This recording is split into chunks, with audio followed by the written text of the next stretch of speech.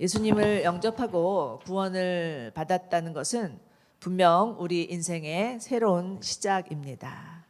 구원파에서 말하는 것처럼 언제 어떻게 구원받았는지는 확실히 알 수 없지만 예수님을 믿기 전의 삶과 또 믿은 후의 삶은 마치 BC와 AD를 가르는 것처럼 큰 획을 긋는 우리 인생의 분기점이라고 말할 수 있습니다.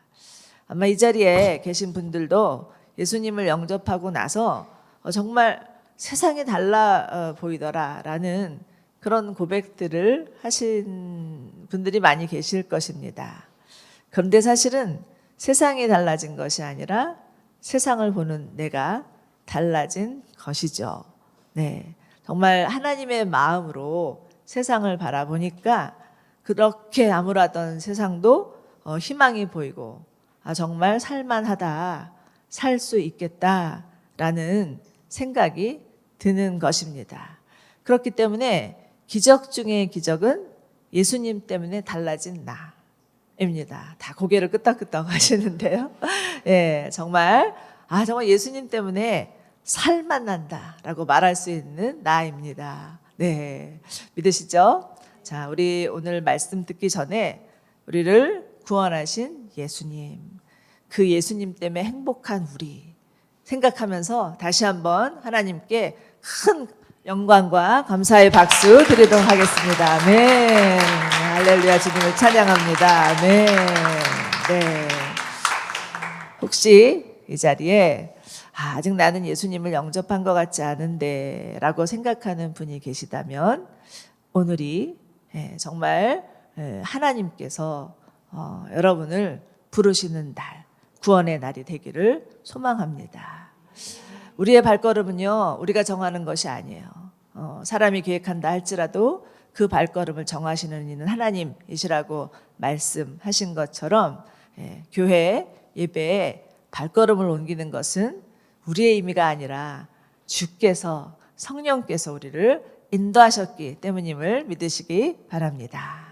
네, 오늘 본문은요, 하나님께서 이집트 땅에 있는 모세와 아론에게 이 달이 너희에게 첫 달, 곧 한 해의 첫 달이 될 것이다 라고 말씀하시는 것으로 시작됩니다. 여기서 이 달이란 유대력으로는 7째 달로서 아비벌이라고도 하고 니산월이라고도 하는데 시기적으로는 이른 봄 3월이나 4월쯤 되는 달입니다. 그런데 이스라엘에게 이 달이야말로 정말 대전환을 맞이하는 역사적인 달이 됩니다. 400년 동안 애굽의 종살이에서 종지부를 찍는 날, 그야말로 노예에서 자유인으로 해방케 되는 달이 바로 이 달입니다.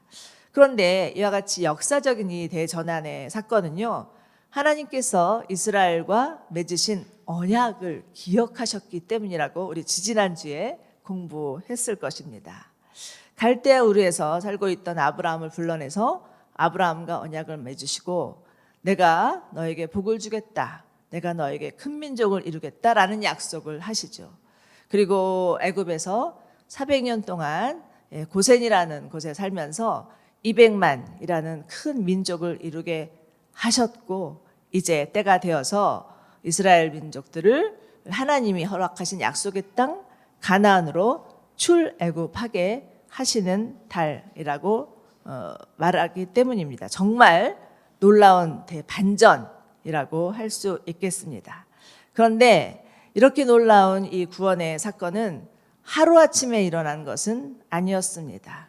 그 구원의 역사의 뒤안길에는 구원이 이루어지기까지 쉬지 않고 일하시는 하나님의 손길이 있었다라는 것을 출애굽기 1장과 11장까지, 오늘 저희가 12장인데요. 그 11장까지의 사건을 통해서 알 수가 있습니다. 우리 오늘 12장 본문 보기 전에 정말 그 1장부터 11장까지 어떤 사건이 있었는지 두 가지로 좀 주목해 볼 필요가 있고 하나님이 주시는 메시지가 분명히 있는데 그것만 정리해 보도록 하겠습니다. 첫째는요, 약한 자를 사용하시는 하나님이십니다. 출애굽기 서막을 보면 의외의 인물이 등장을 하죠. 그들은 다름 아닌 히브리 산파들이었습니다. 십보라와 부하였죠. 애굽의 바로가 아무리 그 혹독한 핍박을 이스라엘에게 가해도 이스라엘 민족들이 점점 더 강해지고 번성해지자 위협을 느낀 나머지 하나 그 고안해 낸 것이 바로 히브리 영아 살해 사건이었습니다. 아마도 십브라와 부하는 히브리 산파 협회 회장, 부회장 정도 되시는 분들이었던 것 같습니다. 바로는 이들을 불러서 히브리 여자들의 해산을 돕다가 만약 아들이거든 그 자리에서 곧바로 죽여버리고 딸이면 살려라 라는 명령을 내립니다. 정말이지 상상을 초월하는 그런 사단의 괴계가 아닐 수 없습니다. 그러나 놀랍게도 이 엄중한 명령을 받은 산파들의 반응은 하나님을 경외하였기 때문에 바로가 시키는 대로 하지 아니하고 아들이라도 살려주었다라고 성경은 기록하고 있습니다. 당시 애굽의 바로라면요, 천하를 다스리는 왕 중의 왕이었습니다. 그래서 그 바로의 명령을 어긴다는 것은 즉 죽음을 각오한 일이었습니다. 그렇지만 이들은 바로 왕보다 하나님을 더 두려워하였죠. 그래서 이들로 인해서 하나님의 구원의 역사가 지속될 수 있었습니다. 그리고 또 한 여인들이 나오는데 바로 모세의 어머니 요게벳과 누이 미리암이죠. 바로는 히브리 산파들에게서 내린 명령이 유효하지 않자 이제 모든 히브리 백성들에게 아들을 낳으면 무조건 나일강에 던져버리라 라는 명령을 내립니다.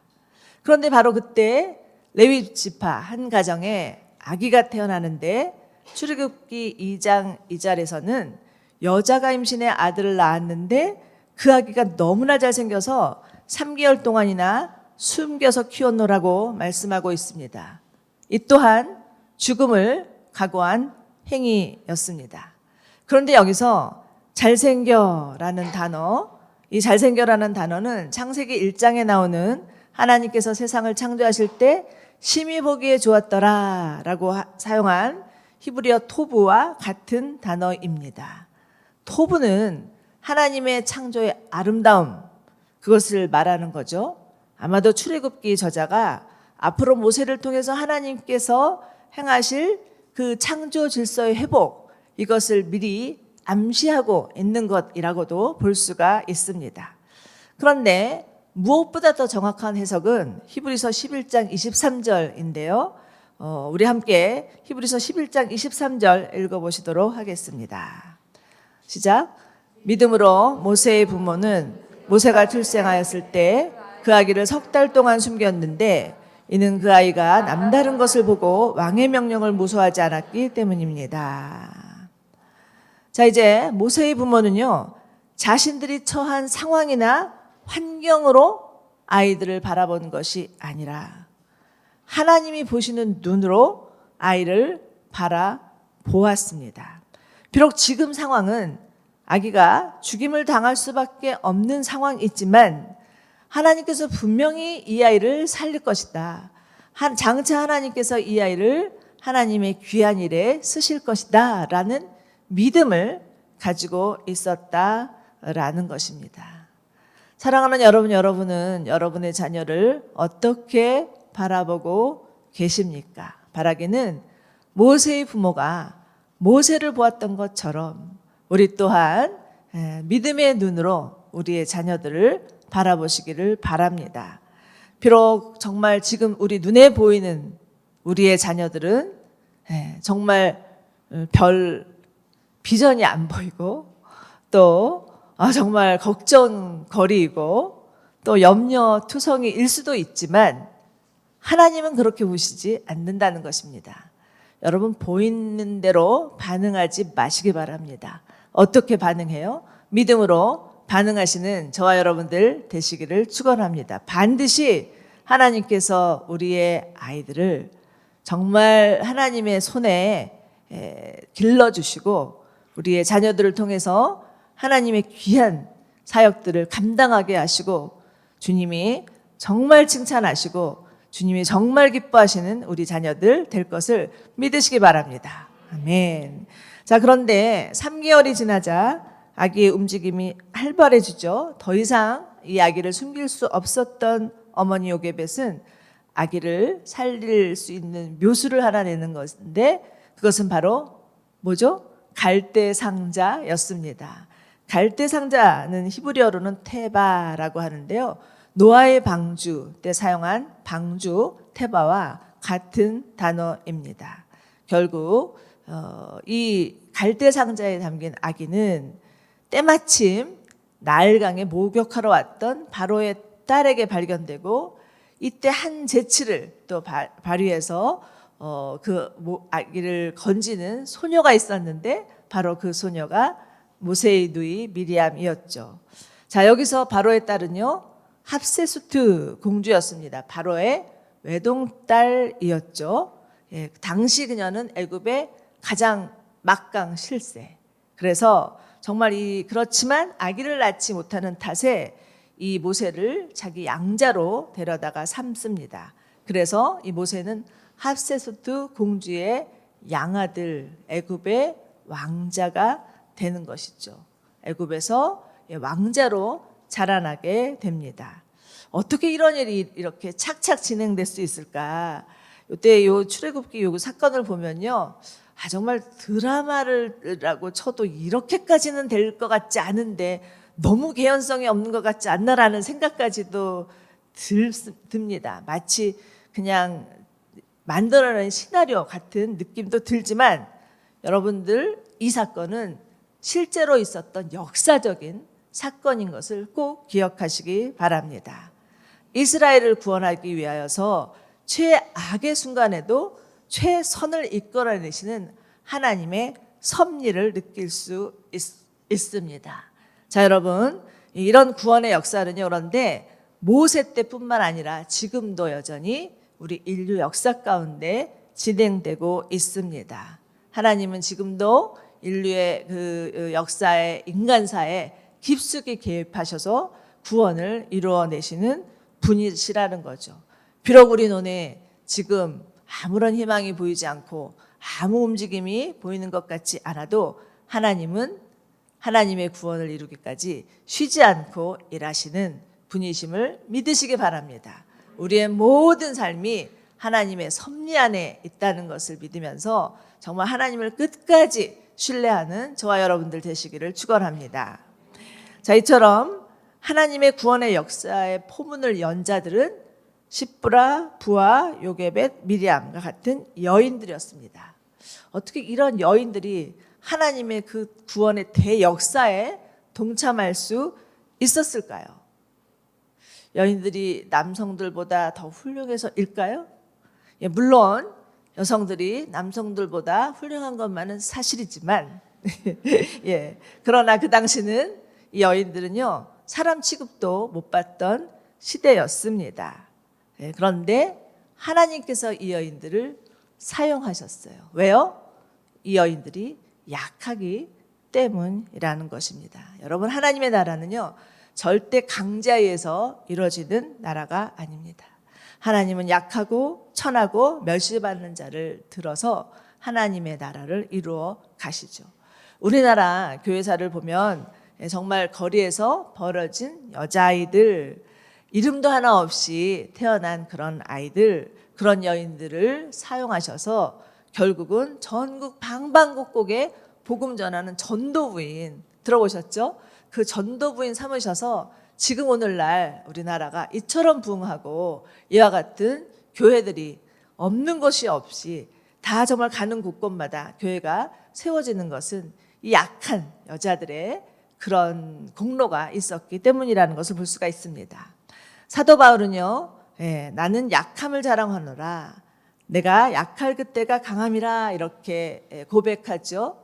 사도 바울은 육체의 가시를 가진 연약한 자였습니다. 그러나 그럼에도 불구하고 정말 하나님의 강함을 의지하고 복음 전하는데 누구보다도 앞장섰던 자들이죠. 그렇기 때문에 여러분, 난 정말 보잘 것이 없어. 난 가진 것이 없어.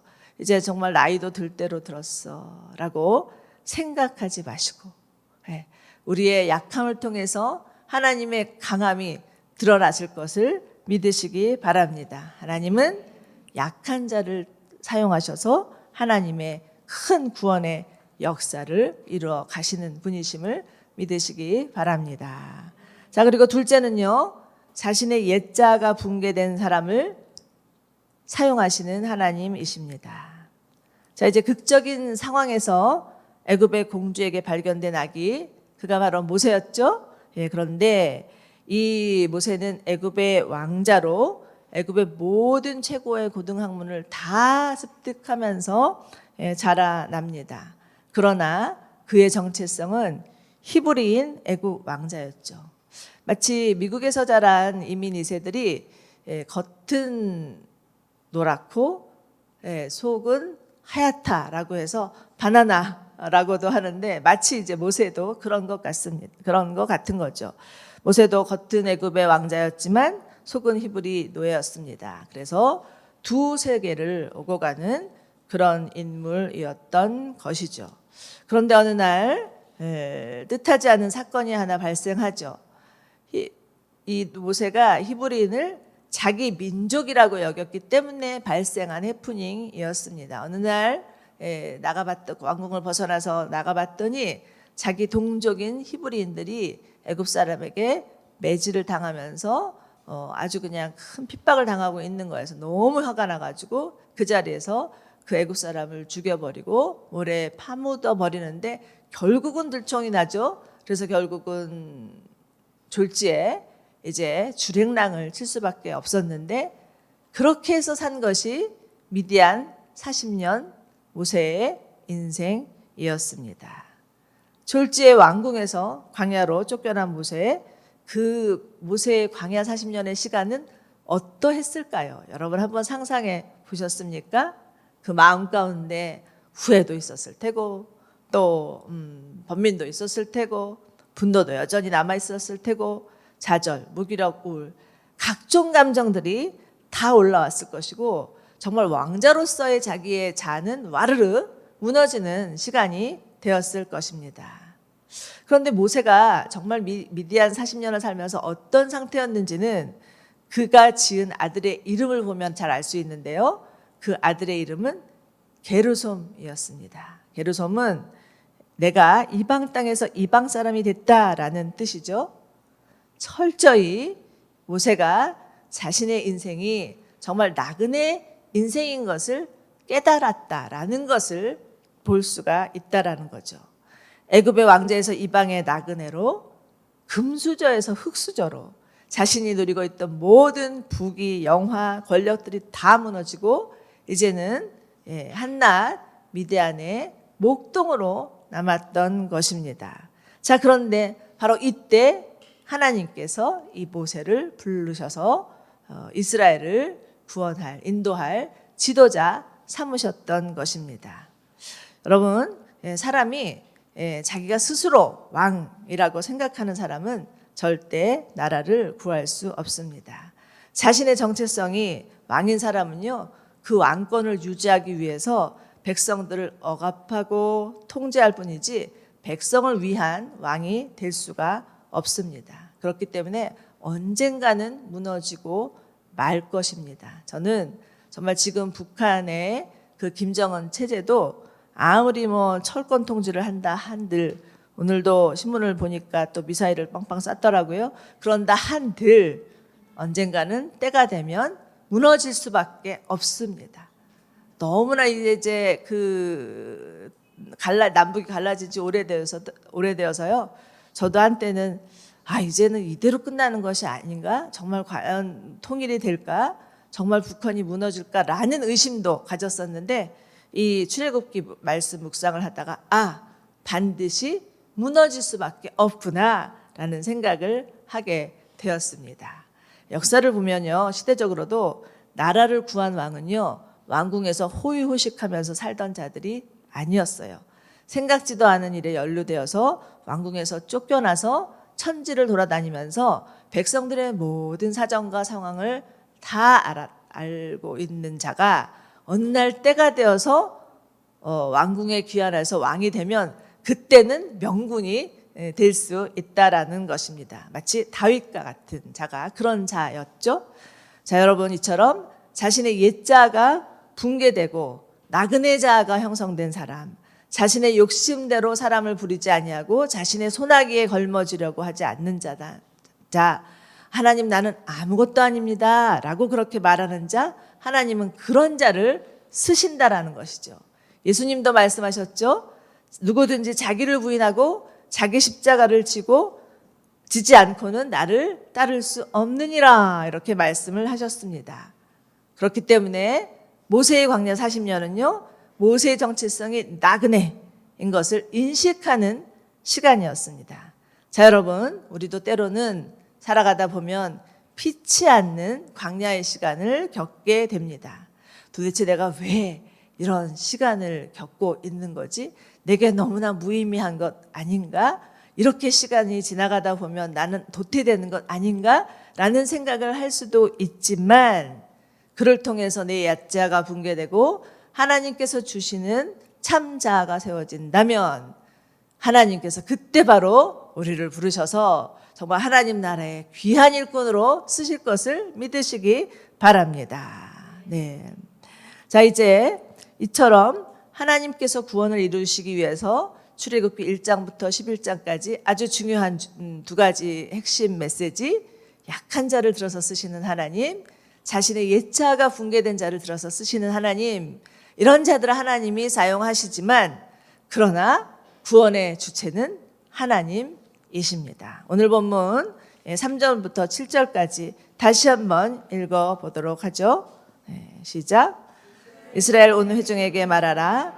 이달 10일에 각 사람이 자기 가축을 위해 어린 양 한 마리 곧 한 집에 한 마리씩 잡도록 하라. 양 한 마리에 비해 식구가 너무 적으면 사람의 수에 따라 가까운 이웃을 데려오도록 하라. 각자가 먹는 양에 맞추어 양의 수를 계산하도록 하라. 너희 어린 양은 흠없는 일련된 수컷이어야 한다. 양인 염소 중에서 고르도록 하라. 그것을 그달 14일까지 잘 간직하고 있다가 이스라엘 온 회중이 저녁 무렵에 잡도록 하라. 그러고는 급비를 얼마 가져다가 그들의 양에 먹는 집의 문틀 양쪽과 위쪽에 바르도록 하라. 네. 이 내용은 출애굽하기 전에 이스라엘에게 지시하신 하나님의 말씀이죠. 죽음의 재앙을 건너갈 수 있는 방법은 흠없는 어린 양의 피를 문설주에 바르는 것입니다. 오로지 이 방법만이 죽음의 재앙을 넘길 수 있는 유일한 방법이었죠. 그렇기 때문에 이를 무시했다가는 여지없이 죽임을 당하게 됩니다. 12절 보실까요? 12절 보시면 그날 밤에 내가 이집트를 지나가며 사람이든 가축이든 처음 난 모든 것들을 치고 이집트의 모든 신들을 심판할 것이기 때문이다. 나는 여호와다. 이렇게 말씀하시죠. 결국 하나님의 말씀을 무시한 애굽의 바로 왕. 그의 결말은 무엇이었습니까? 그 아들의 죽음이었죠. 그런데 여러분, 이 바로의 아들은요, 그냥 보통 아들이 아닌 거예요. 당시 바로는 신왕 중의 왕이지만 신들 중의 신, 최고의 신이 바로 바로였습니다. 그렇기 때문에 바로의 왕이 죽었다, 바로의 아들이 죽었다라는 것은요, 하나님께서 애굽의 최고의 신을 심판하셨다라는 말입니다.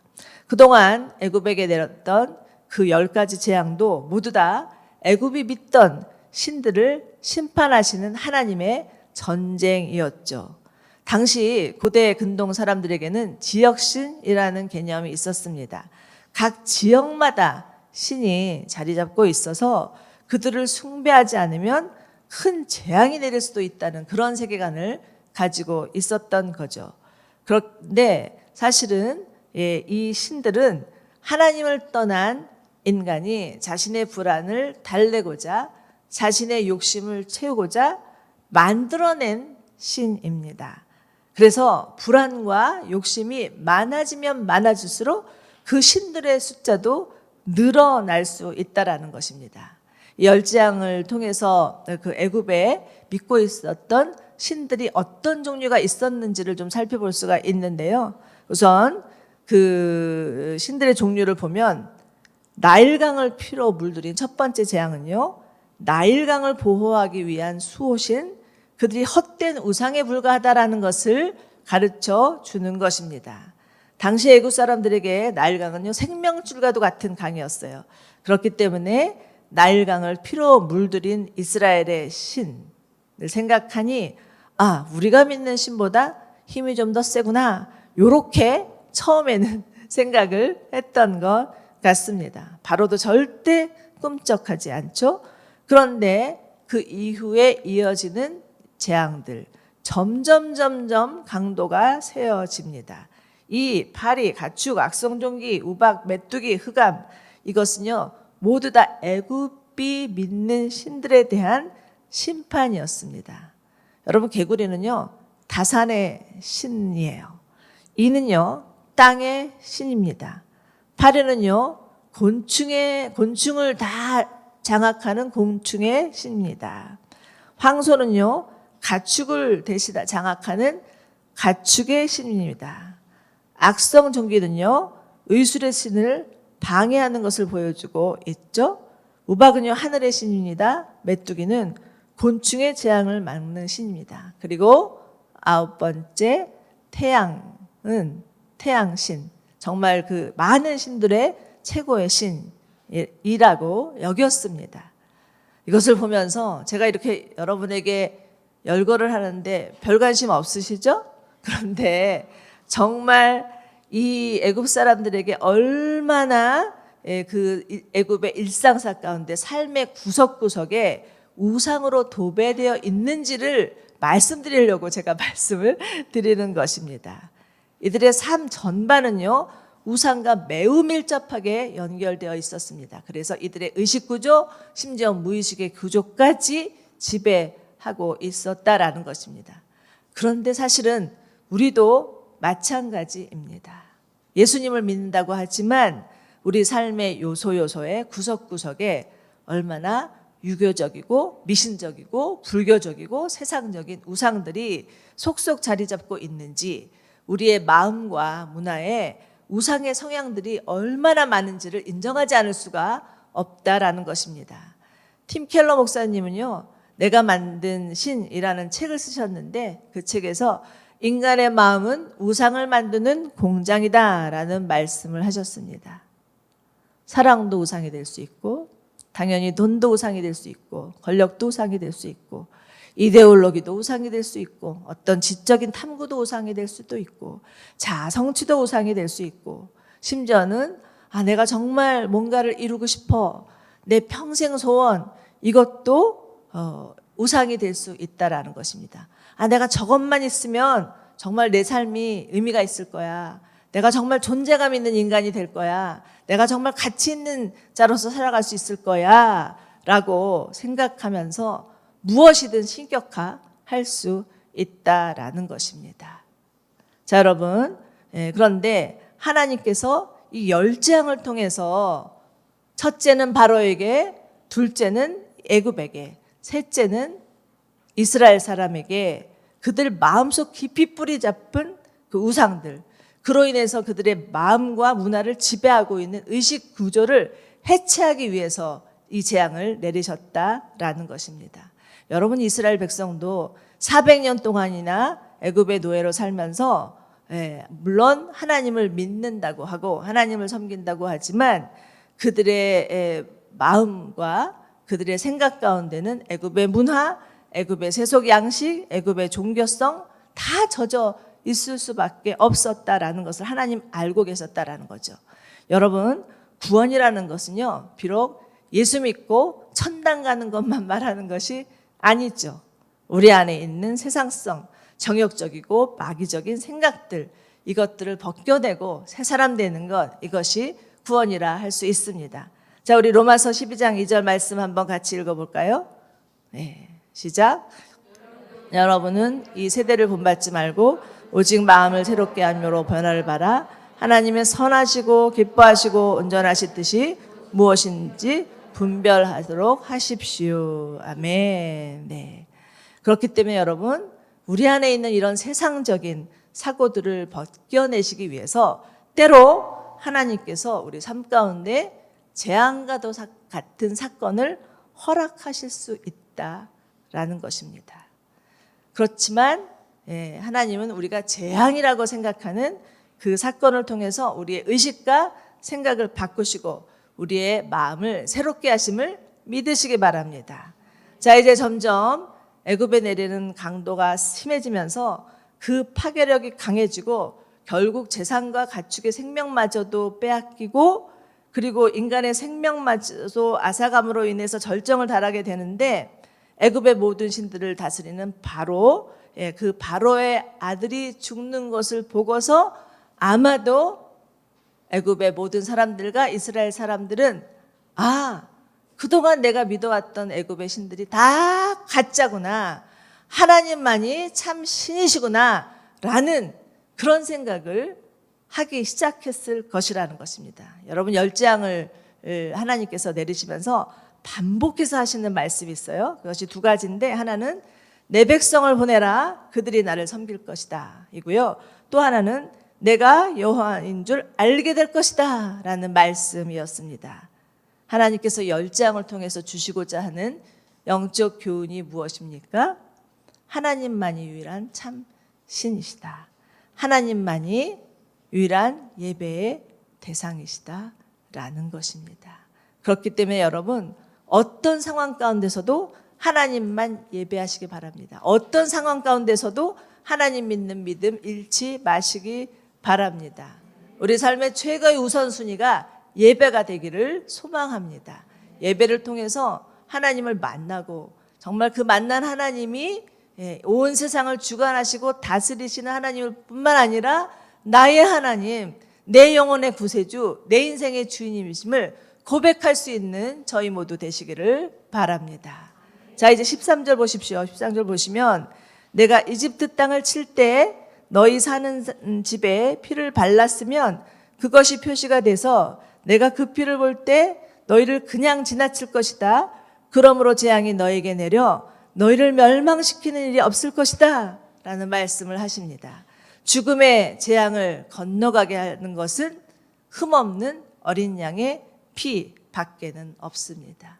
여기서 이 어린 양이란 예수 그리스도를 예표하죠. 즉 예수님의 십자가 보혈만이 우리를 구원하는 유일한 능력임을 보여주고 있습니다. 사랑하는 여러분, 예수 그리스도의 보혈이 우리를 구원한 유일한 능력임을 믿으십니까? 아멘. 네, 예수님의 보혈만이 우리를 죽음에서 생명으로, 심판에서 구원으로, 어둠에서 빛으로 옮기는 유일한 능력임을 믿으시기 바랍니다. 아직 이 자리에 정말 예수 십자가의 보혈이 무엇인지 그 개념이 분명하지 않다 할지라도 오늘 정말 하나님께서 이 이스라엘을 통해서 행하신 이 사건을 바라보면서 네, 주님, 제가 예수님의 십자가 보혈로 인해서 죄사함 받고 깨끗함 받고 구원받는 하나님의 백성 되는 것을 믿습니다라고 고백하면 그때부터 구원의 날임을 믿으시기 바랍니다. 자, 이제 말씀을 마치려고 하는데요. 한 사건, 한 예화를 말씀드리도록 하겠습니다. 당시 하나님께서 이제 어린 양을 잡아서 문설주에다 다 피를 발라라 라고 유대인들에게 얘기했겠죠. 이것을 들은 유대인 두 사람이, 한 사람은요, 야, 이제 신난다, 우리는 구원받았구나 그러면서 할렐루야 하고 그 자리에서 그냥 쿨쿨 잠을 자고요. 또 한 사람은요, 좀 소심한 성격의 사람이었어요. 그래서 정말 이 피를 바르면 구원을 받는 것인가? 라고 노심초사하면서 밤을 꼴딱 샜다고 합니다. 자, 그 다음 날 어떻게 됐을까요? 누가 구원받았을까요? 퀴즈. 네? 네? 밤을 꼴딱 샌 사람이요? 둘 다 구원받았어요. 왜요? 구원은 우리의 생각이나 우리의 느낌이나 우리의 감정에 달려있지 않다라는 거예요.